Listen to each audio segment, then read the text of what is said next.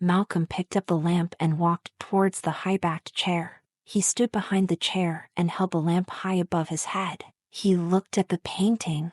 The cleaning woman had worked hard. She had cleaned off all the dust and dirt from the painting. Malcolm was able to see the hole in the corner where the rat disappeared. Suddenly Malcolm felt terribly afraid. His face went white. He now saw that it was a painting of a judge in his robes. The judge's face was cruel and his eyes were evil. The eyes of the judge were like the eyes of the enormous rat. Malcolm held the lamp higher. Now he was able to see the whole painting.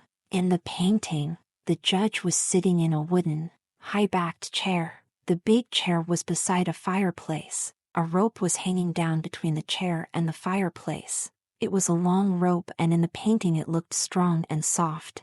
Malcolm understood. It was a painting of the room in which he was standing. The wooden, high-backed chair was the same. The fireplace was the same. The strong, soft rope was the same. Malcolm looked round the room. He looked at the fireplace and then at the rope. Then he looked at the chair. He gave a loud cry. The lamp almost fell from his hand. The enormous rat was sitting in the chair. The rope was hanging down behind it. The rat's eyes were staring at Malcolm. They were the same eyes as the judge's in the painting. Inside the room, everything was completely silent. Outside, the wind was blowing strongly. The wind made Malcolm remember the town outside the house. "I am becoming foolish," Malcolm said to himself. "I must forget about the doctor's story. I will go back to my books and study hard. I must be strong or I will go mad. I must stop thinking about the judge and the hangman's rope." Malcolm looked again at the chair. The enormous rat was no longer there. It had disappeared.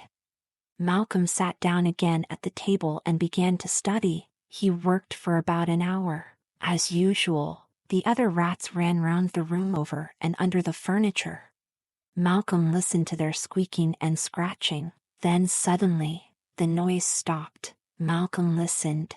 The room was silent. The rats had disappeared, but outside, the wind was blowing more and more strongly. The rain was beating against the windows. Malcolm looked at the fire. It was nearly out. The room was cold. "I must put more wood on the fire," he said to himself. He stood up and suddenly he stopped. He had heard a noise in the room. It was a very quiet scratching noise. Malcolm looked round the room. He saw nothing. Then he looked up at the hangman's rope. Malcolm was horrified. In the dim light of the lamp, Malcolm saw the enormous rat. It was holding on to the rope. It was about halfway between the high ceiling and the floor, and it was biting at the rope with its sharp, cruel teeth. It was slowly biting through the rope. Malcolm watched in horror. As he watched, the rat went on biting the rope. Suddenly the bottom half of the rope fell onto the floor. The rat had bitten right through it. Now the rat was holding on to the top end of the rope. Malcolm picked up a book and threw it at the rat. The book nearly hit the rat. The rat dropped from the rope and landed on the floor. Then it ran away into the darkest corner of the room. Malcolm was now terribly afraid. "If I am in trouble, I will not be able to ring the alarm bell," he thought to himself. "If anything happens to me, I will not be able to call for help." Malcolm sat down at the table, but he was not able to read his books. The room was still silent. He looked up again at the painting. He shut his eyes and rubbed them. Then he looked at the painting once again. "It can't be true," he shouted out loudly in the empty room. He looked at the painting. The fireplace and the rope were still there.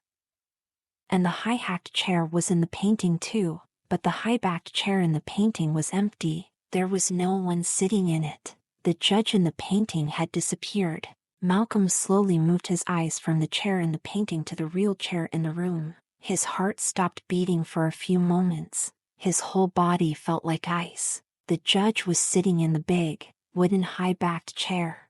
The judge's eyes were evil and his mouth was cruel. His eyes were looking straight at Malcolm. A clock somewhere in the house struck 12. It was midnight. Slowly the judge stood up and picked up the rope from the floor. He held the soft, strong rope in his hands.